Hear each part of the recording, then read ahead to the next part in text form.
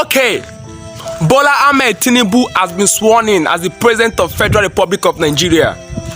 And many Nigerians are disappointed. They are like, why would the big countries of the world send delegates to that inauguration ceremony, even when the case is still in court? United Nations did not do anything about it. They are disappointed. Nigerians are disappointed. But I laugh and I shook my head because they don't know what is going on. They don't. You know, a few years ago, there was a protest called the EndSARS protest.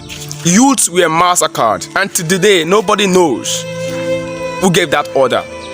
When that incident happened, Nigerians were like, United Nations will not let this happen.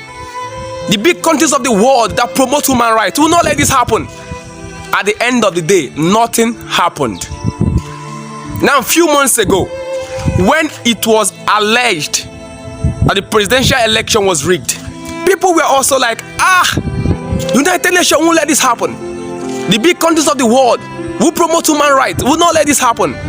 In fact, one of our own, Ngozi Chimamanda Adichie, wrote a letter to the United States of America why they shouldn't congratulate Bola Ahmed Tinubu. At the end of the day, nothing happened. They congratulated him. And people are also disappointed. And I shook my head because they don't know what is going on. Listen, let me tell you the truth. No international organization is coming to your aid. No big countries of the world is coming to your aid to save you. The only time an international community or a big country of the world can come to your country and remove your president is when your president is a threat to them, not when your president is a threat to you. Nobody cares about you. You have to know this, Africa. Nobody cares about you. The only time an international organization can come into your country to remove your president is when your president is a threat to them, not when your president is a threat to you. Alright? Gaddafi was a threat to them because he wanted to build something for Africa. He was a threat to them. Okay? And that's why they removed him. So they had to convince his people that he was a threat to them, whereas he was actually a threat to them. The same thing with Saddam Hussein. They had to convince anyone that he was building an atomic bomb. I don't know. And then he was taken out. So the only time an international organization is coming to your aid to save you is when your leader is a threat to them, not when it's a threat to you. Because you have to understand that word, sovereignty. Sovereignty. You have to understand what that word means. The right to govern your territorial integrity. You have to know what it means. So you are technically on your own. You should have known this by now. But it's because history was taken away from your schools, from your academic curriculum. You don't read history, because if you do, you would have known before now that between 1967 to 1970, during the civil war in Nigeria, okay, there was a boy from New York City, 20 years old. Okay, he was a Colombian student. He set himself ablaze in front of United Nations headquarters. He killed himself. He set himself ablaze. Why? Because he felt like innocent people were being killed in the Biafran land and no one was doing anything about it. He had a placard that was written, "You must stop the genocide now. Save 9 million Biafrans." That was what he was having in his placard. But he felt like no one was listening.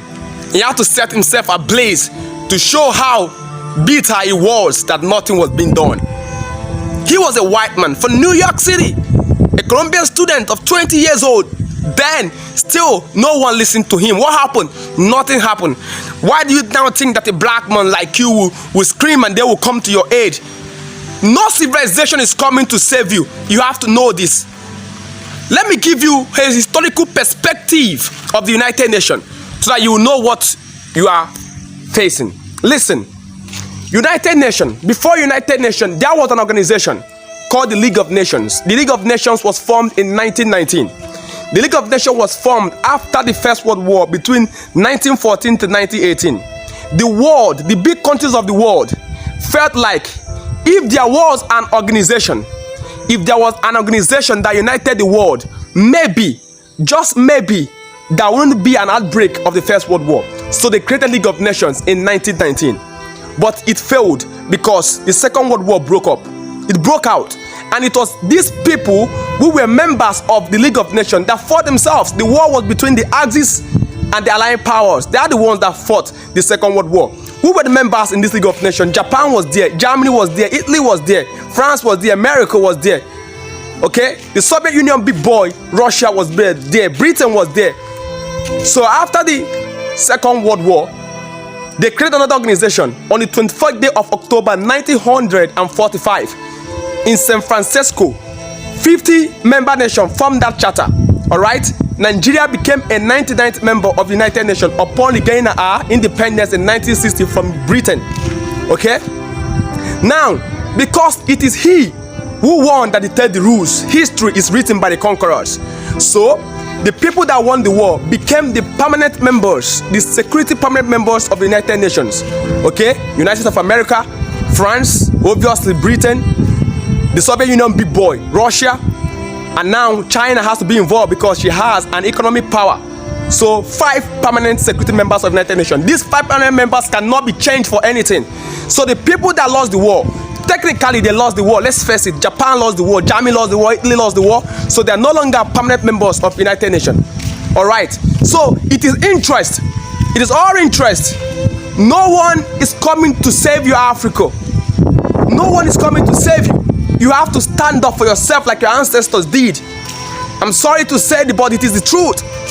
You have to embrace yourself. You just have to do it. That's the truth, man. So it is all political. The world is political.